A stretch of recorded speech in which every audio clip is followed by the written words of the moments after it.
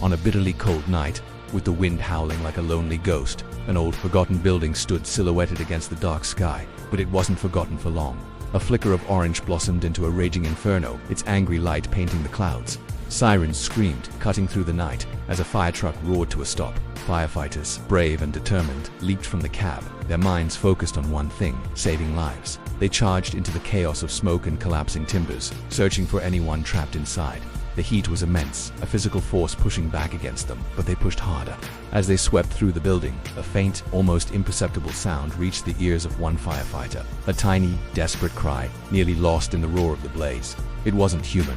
Following the sound, the firefighter moved a piece of smoldering debris, and there, huddled in a corner, was a tiny ball of fluff, a kitten, its fur singed, its eyes wide with terror, trembling uncontrollably. He was so small, so fragile amidst the overwhelming destruction. Gently, the firefighter scooped him up, tucking the tiny creature inside his heavy coat, creating a small pocket of safety in a world that had turned to fire and ash.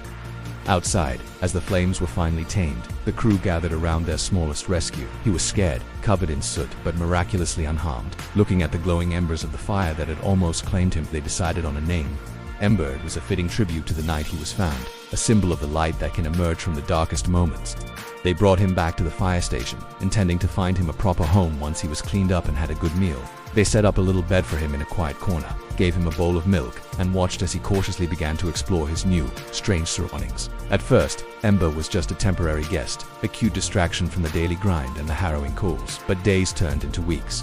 The little kitten, with his resilient spirit, started to weave himself into the fabric of the station. He'd nap on coiled hoses, his tiny body rising and falling with each breath. He'd greet the firefighters with a cheerful meow when they returned from a call, a small, furry beacon of comfort waiting by the door. He seemed to have a sixth sense for when someone was having a tough day, curling up on a lap and purring, a soft, vibrating engine of solace that eased the heavy burdens they carried. He became their unofficial mascot, their four-legged therapist, their little shadow. He'd supervise truck maintenance from a safe distance, his head cocked with curiosity.